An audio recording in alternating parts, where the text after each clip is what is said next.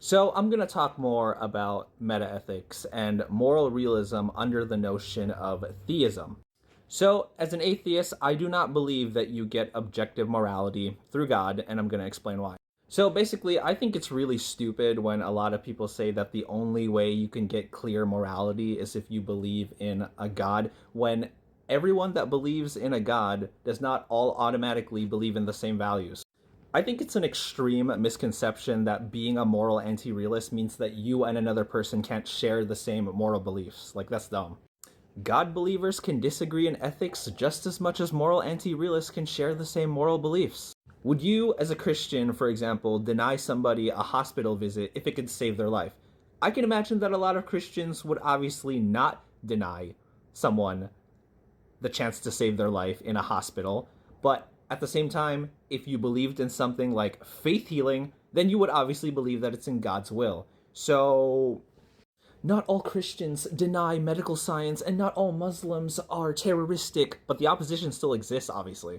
So you can play no true Scotsman fallacy all you want. Oh, those aren't real Christians, those aren't real Muslims, but the bottom line is that their actions are guided by God just like you. So you're not going to convince me that there's objective morality with a God because everyone's God already aligns with the vision in which they see, so that's not a coincidence to me.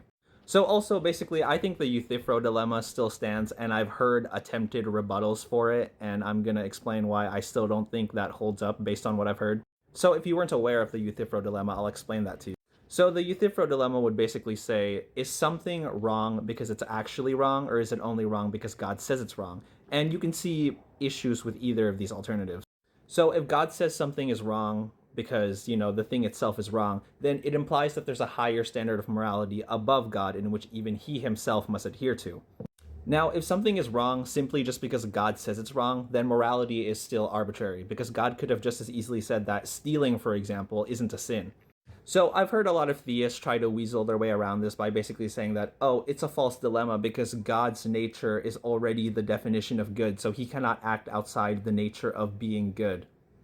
So if you'd like to bring God's nature into play, you still basically go through the same issue. Is God's nature good simply because he must coordinate with what is good? Or is it good because he arbitrarily decided that it was good, no different than any other person talking about their strong morals?